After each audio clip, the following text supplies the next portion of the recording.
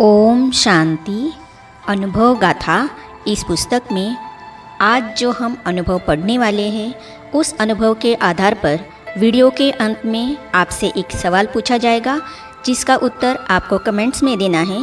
तो चलिए आज के अनुभव में हम पढ़ते हैं। बाबा ने कहा तुम्हें मायाजीत पहलवान बनना है। इस विषय पर ब्रह्मा कुमार डॉक्टर हरीश शुक्ला अहमदाबाद अपने अनुभव इस प्रकार सुनाते हैं। तो चलिए आज हम इसे पढ़ते हैं। मैंने अपने जीवन काल में अनेक धर्मशास्त्रों का अध्ययन किया। एक आचार्य होने के नाते ज्ञान पिपासु भी रहा और ज्ञान को, शिक्षाओं को आचरण में लाने की हर संभव कोशिश करता रहा। मैं जानता था कि शिक्षक आजीवन विद्यार्थी ही रहता है। आज भी पढ़ना लिखना अच्छा लगता है।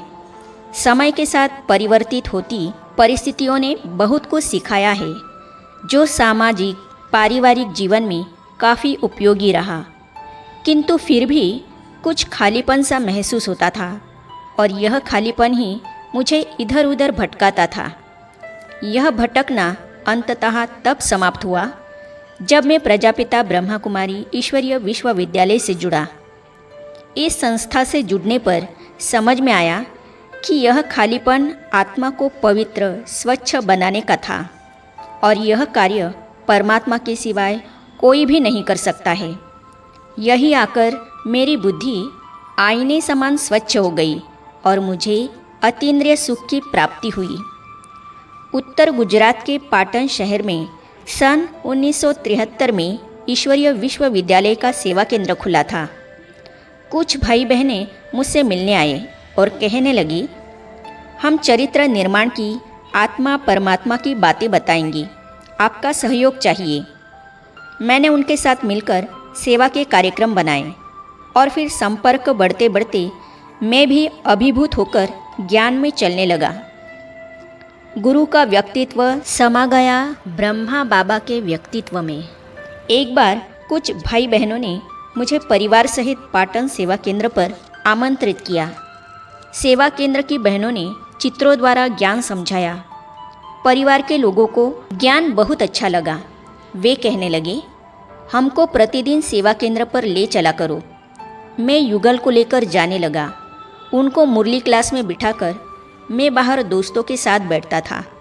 कुछ दिनों के बाद एक बार बहन जी ने कहा, आप तो अंदर बैठते ही नहीं, बैठेंगे तो ज्ञान अच्छा लगेगा, वरना आपको कैसे पता चलेगा कि यहाँ रोज़ाना क्या होता है।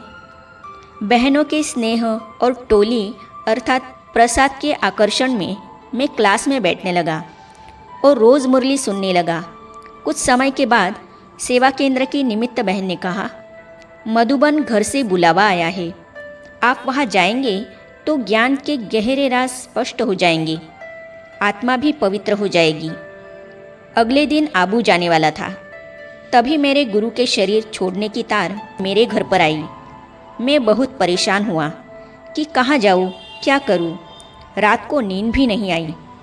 सुबह 4 बजे तंद्रा में एक दृश्य देखा जिसमें मेरे गुरु सफ़ेद वस्त्रों में मुस्कुराते हुए दिखाई दिए और तुरंत बाद ब्रह्मा बाबा को देखा जिनको पहले कभी देखा नहीं था। धीरे धीरे मेरे गुरु का व्यक्तित्व जैसे बाबा के व्यक्तित्व में समा गया। अब मुझे सिर्फ बाबा ही दिख रहे थे और ऐसे लगा कि बाबा कह रहे हैं, बच्चे मूंझते क्यों हो, मैं बुला रहा हूँ, चले आओ। फिर सुबह मैंने युगल से कहा, आप गुरु के पास जाओ और मैं माउंट आबू जा रहा हूँ। सत्यता, धैर्य, निर्मलता आदि गुण दिखे। जब मैं पांडव भवन माउंट आबू पहुंचा तो सबसे पहले भ्राता निर्वेर जी से पहली मुलाकात हुई। मैंने उनसे कहा कि मैं शिविर में आया हूं और सबसे पहले संस्था के आदि स्थापक से मिलना चाहता हूं। निर्वेर भाई जी ने बाबा के कमरे की तरफ इशारा किया। कमरे में जाते ही मेरी नज़र बाबा की फ़ोटो पर टिक गई।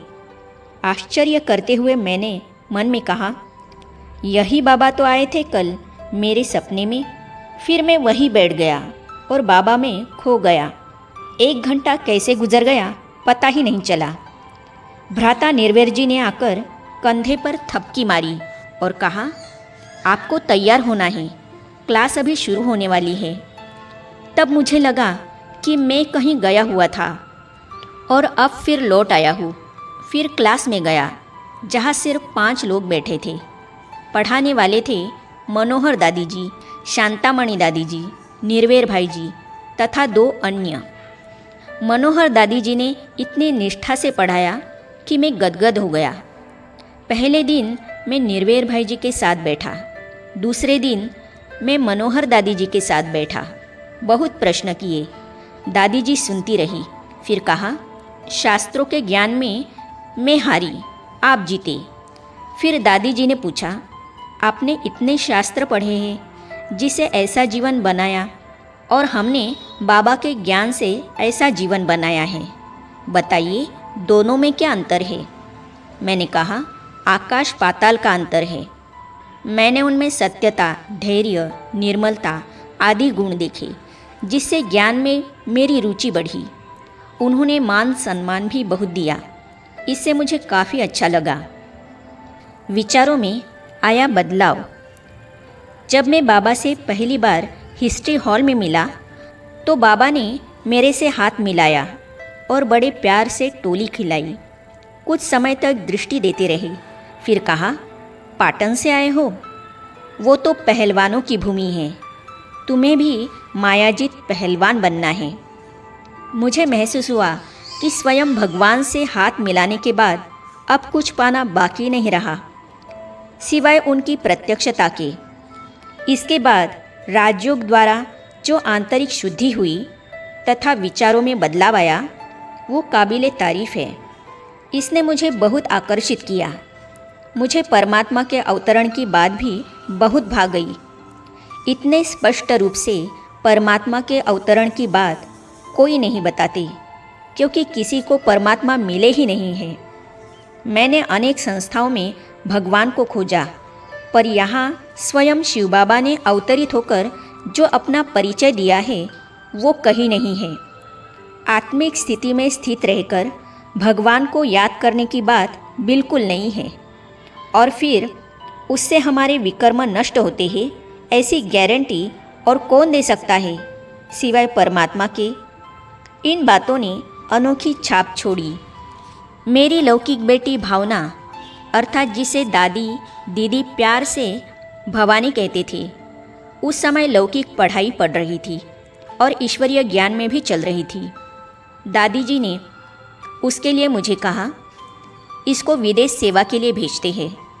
मैंने दादी जी को कहा, गांधीनगर अर्थात गुजरात की राजधानी में नया सेवा केंद्र खुला है, वहाँ रहकर यह पढ़ाई भी पूरी करेगी और कैलाश बहन अर्थात निमित्त बहन के साथ रहकर सेवा भी करेगी।